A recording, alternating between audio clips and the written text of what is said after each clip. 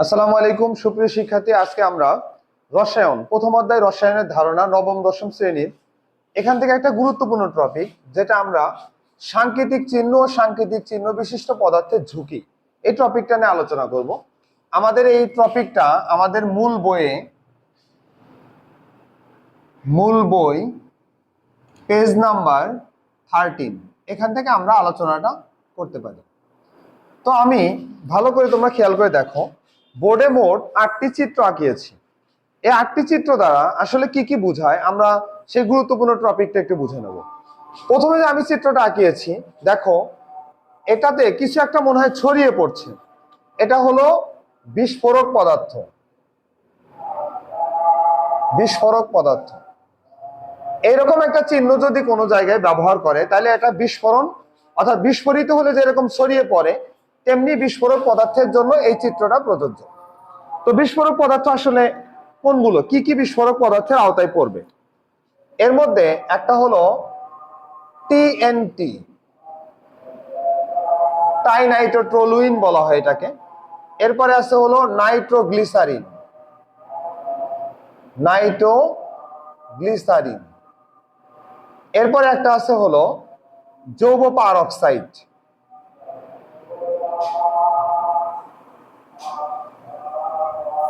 আরেকটা হলো যৌগ পারঅক্সাইড অথবা পারঅক্সাইডও বলা যেতে পারে।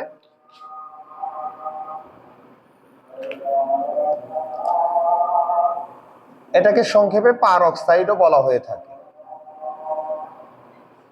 এরপরে একটা চিত্র দেওয়া আছে, এটাতে মনে হচ্ছে যে আগুন জ্বলছে, কিছু একটা আগুন জ্বলছে। তার মানে আমাদের এই পদার্থটা হলো দাহ্য পদার্থ।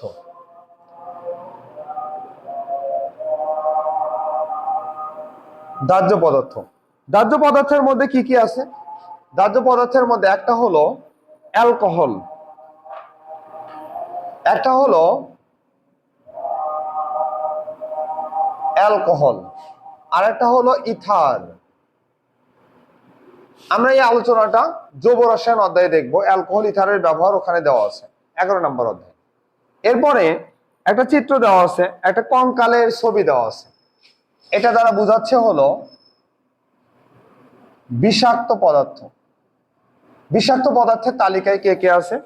বিষাক্ত পদার্থের মধ্যে আমরা পাবো বেনজিন, তারপরে হলো ক্লোরোবেনজিন,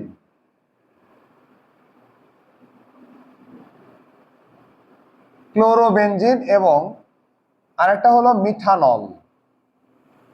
এগুলো বিষাক্ত পদার্থের মধ্যে পড়বে।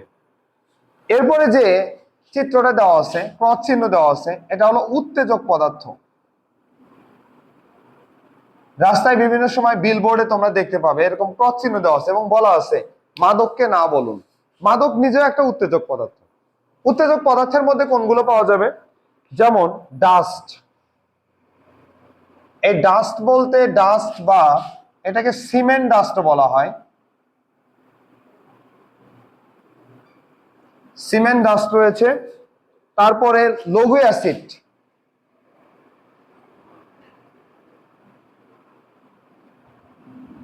এটাতে আছে লঘু অ্যাসিড। লঘু অ্যাসিড আবার কি জিনিস? যে অ্যাসিডে হাইড্রোজেন আয়নের পরিমাণ কম থাকে সেটাই লঘু অ্যাসিড। একটা শক্তিশালী অ্যাসিডকে পানি যোগ করে তাকে দুর্বল বা লঘু করা যায়। অর্থাৎ যে অ্যাসিডের মধ্যে হাইড্রোজেন আয়নের পরিমাণ কম অথবা পানির পরিমাণ বেশি থাকে সেটাই হলো লঘু অ্যাসিড। লঘু অ্যাসিড নিজে একটি উত্তেজক পদার্থ। এছাড়া ক্ষার নাইট্রাস অক্সাইড, ক্ষার আছে এবং নাইট্রাস অক্সাইড আছে।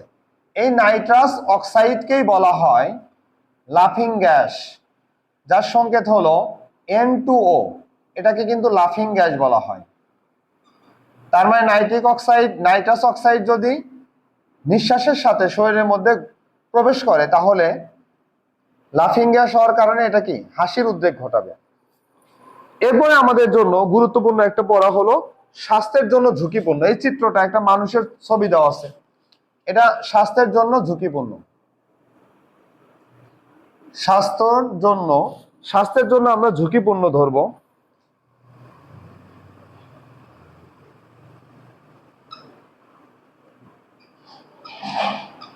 স্বাস্থ্যের ঝুঁকিপূর্ণ পদার্থের তালিকায় কি কি আছে? একটা আছে হলো বেনজিন, আর একটা আছে হলো টলুইন, 3 নম্বরে আছে হলো জাইলিন। এরপরে চিত্রটা দেখো, একটা ফ্যানের ছবি দেওয়া আছে। ফ্যানের ছবি দেওয়া আছে মানে তার মানে তোমাকে বুঝে নিতে হবে এটা কোনো কিছু একটা ছড়িয়ে পড়ছে, তার মানে এটা হলো তেজস্ক্রিয় পদার্থ বোঝানো হয়েছে।